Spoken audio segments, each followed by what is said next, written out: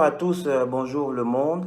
Bienvenue à cette nouvelle édition de votre capsule santé préparée et présentée par toute l'équipe de CapMed.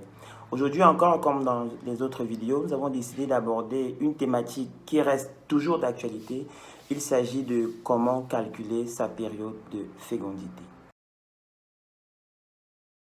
Alors, à qui est adressée cette vidéo? D'aucuns penseront que c'est uniquement la gente féminine qui est interpellée par cette vidéo, mais la gente masculine également est interpellée par cette vidéo. Tout simplement parce que, vous l'aurez compris, pour faire un bébé, on a besoin d'abord des deux sexes, mais également l'homme connaît une amie, une copine et il a des sœurs qu'il n'aimerait pas voir tomber dans le piège des grossesses indésirées, encore moins des grossesses précoces. Alors, quelques statistiques avant d'entrer vivement dans le calcul de la période de fécondité. Le 30 janvier 2020, l'OMS a publié un rapport faisant état de 12 millions de jeunes filles âgées entre 15 et 19 ans et de 777 000 jeunes filles âgées de moins de 15 ans qui enfantent chaque année. Et dans ces 12 millions de jeunes filles, vous avez 10 millions qui ont eu une grossesse indésirée.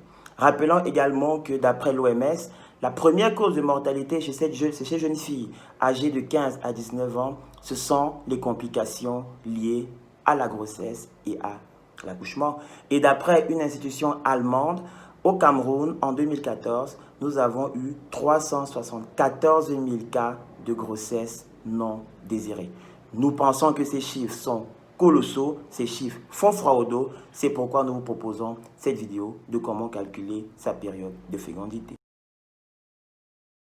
Alors, avant d'entrer une fois de plus dans le calcul proprement dit, nous allons faire un bref rappel sémiologique. C'est quoi le cycle menstruel? Alors, le cycle menstruel, c'est cette période chez la jeune fille qui va du premier jour des règles à la veille de ses prochaines règles. Qu'est-ce que ça veut dire? Ça veut dire que si vous avez vu vos règles le 1er janvier 2020 et que vous avez vu vos prochaines règles le 29 janvier 2020, vous avez un cycle menstruel de 28 jours. Rappelons également que le cycle menstruel est divisé en 3 étapes. Vous avez la phase préovulatoire, vous avez la phase ovulatoire et vous avez la phase post-ovulatoire qui dure toujours pour cette phase-là 14 jours. C'est quoi la période de fécondité? Alors la période de fécondité, c'est cette période dans votre cycle menstruel pendant laquelle, si vous avez un rapport sexuel non protégé ou un rapport sexuel à risque, vous avez de fortes chances de tomber enceinte. Enfin, ces derniers rappels, notons que la durée de vie moyenne d'un spermatozoïde, il est de 2 à 3 jours pour les plus résistants et la durée de vie moyenne d'une ovule est de 24 heures. Alors, une fois qu'on a fait ces rappels, là, nous allons entrer dans la phase pratique du calcul de votre période de fécondité. Alors, l'élément premier qui est à noter lorsqu'on veut calculer sa période de fécondité, c'est la durée de son cycle menstruel. Est-ce que la durée de ton cycle, il est de 28 jours, 29 jours, 30 jours, 32 jours et que sais-je encore? Une fois que vous avez identifié la durée de votre cycle menstruel, il vous suffit de prendre votre calendrier et de noter le premier jour où vous avez, où vous avez vu vos règles.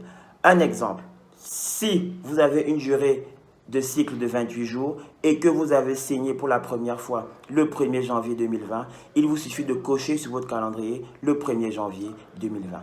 Et comme votre cycle il est de 28 jours, vous irez cocher également le 28 janvier 2020. Voilà la durée de votre cycle menstruel.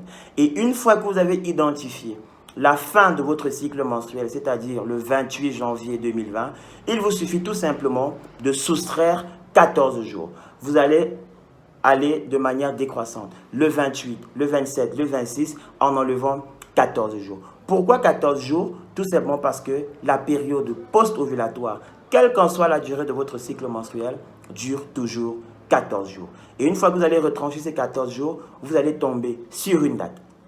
C'est cette date-là qui correspond au jour de votre ponte ovulaire. Et une fois que vous l'avez identifié, il vous suffit tout simplement d'enlever 3 jours avant, parce que vous savez que les spermatozoïdes les plus résistants iront jusqu'à 3 jours, et de retirer 1 jour après, parce que vous savez que l'ovule qui résiste assez va durer 24 heures. C'est dans cette période de 3 jours avant, 1 jour après, qu'on appelle période de fécondité. Et une fois que vous avez donc identifié cette période de fécondité, il vous suffit tout simplement d'éviter les comportements à risque, d'éviter des rapports sexuels non protégés durant cette période, et vous avez la garantie à 99,9% que vous ne tomberez jamais enceinte.